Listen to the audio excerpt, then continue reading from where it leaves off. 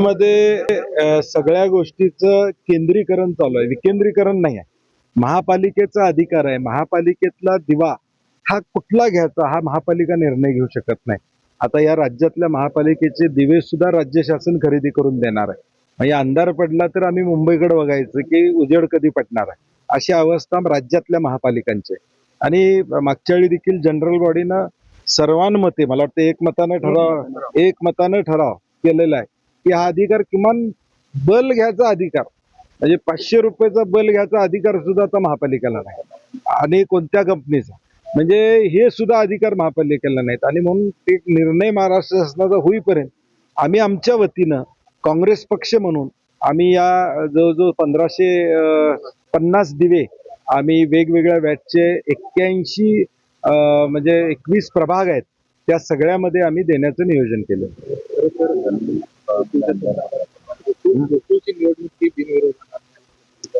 काय नेमकं नाही म्हणजे आमचं माझ्याकडे तसा काही प्रस्तावच नाही आहे. मुळात मी अनेकदा जाहीर केलेला आहे.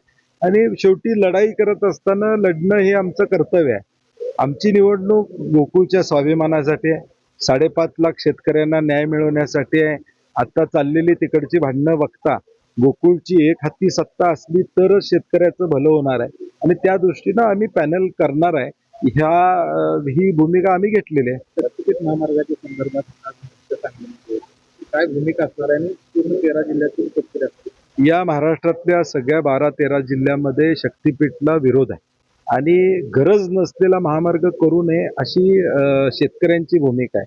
आणि म्हणून आज सांगलीमध्ये एक मोठा मोर्चा निघतोय. त्यामध्ये मी असेल, राजू शेट्टी असतील, जयंत पाटील साहेब असतील, आम्ही सगळेजण त्यामध्ये सहभागी होणार आहोत. अगदी पिकाऊ जमीन या ठिकाणी जाणार आहे, शेतकरी वाऱ्यावर या ठिकाणी पडणार आहे. आणि पुणे रत्नागिरी नागपूर हायवे असताना या महामार्गाची गरज नाही अशी आमची भूमिका आहे. काय वाटते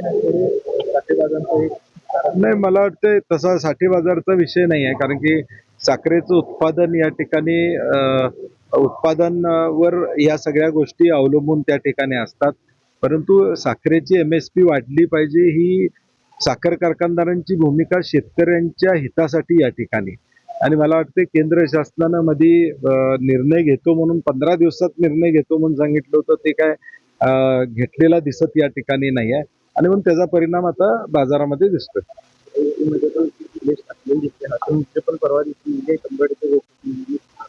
होणार, ते पण लढणार आहेत, आम्ही पण लढणार आहे. आम्ही म्हणतोच ना, लढलंच पाहिजे, कारण की त्याशिवाय शेतकरी या जिल्ह्यातला कुणाच्या बाजूने हे या ठिकाणी लक्षात येणार नाही. शेतकऱ्यांना त्यांचं हित कळतंय, आणि ते हित बघून ते आम्हाला सहकार्य करतील अशी आम्हाला खात्री.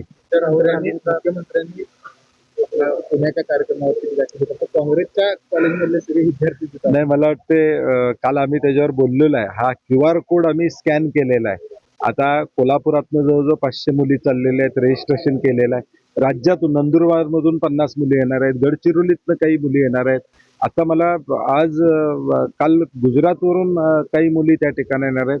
राहुल गांधींनी एक आशेचं किरण या युवक आणि युवतींच्या मध्ये या ठिकाणी दिसतंय. या युवक आणि युवतींना राहुल गांधीच आपले प्रश्न सोडवू शकतात याची खात्री झालेली आहे, आणि त्याला मिळणाऱ्या प्रतिसादाला कुठंतरी खो घालायचा म्हणून काहीतरी वक्तव्य मुख्यमंत्री महोदयांनी केलेलं आहे. मला त्यांना सांगायचंय की हा QR कोड आहे, आणि कुणी रजिस्टर करू शकतं आणि कुणी तिथं येऊ शकतं. आणि पक्षाचा बॅनर त्या छात्रवृत्ती गुंजमध्ये कुठेही लावलेला नाही. भाजपचं एकूण धोरण, महायुतीचं धोरण बघितलं, फक्त फीत कापणे, जाहिराती देणे, फटाकडे वाजवणे, याच्या पलीकडे या ठिकाणी नाही. शाश्वत काय नाही, भपका करणे. फक्त उद्घाटनाचा फार्स या ठिकाणी करण्यात आला, परंतु झालेले उद्घाटनाचे प्रकल्प चालू झाले का मला कळत नाही. की एवढी घाई कशासाठी? प्रसिद्धीसाठी आम्ही काहीतरी करतोय दाखवण्यासाठी ही सगळी उद्घाटनं झालेत का? आणि म्हणून माझी प्रशासनालाही विनंती आहे की जी उद्घाटनं मुख्यमंत्र्यांच्या हस्ते झालेले आहेत, किमान ते प्रकल्प सुरू राहू देत. केशवराव भोसलेची साऊंड सिस्टीम या ठिकाणी काल थांबली असं आमच्या कानावर आलेलं आहे. आणि म्हणून किमान जो दर्जा आहे तो दर्जा किमान या सगळ्या बाबतीत सांभाळला गेलाय का नाही याची काळजी त्या ठिकाणी प्रशासनाने घ्यावी अशी आमची अपेक्षा आहे.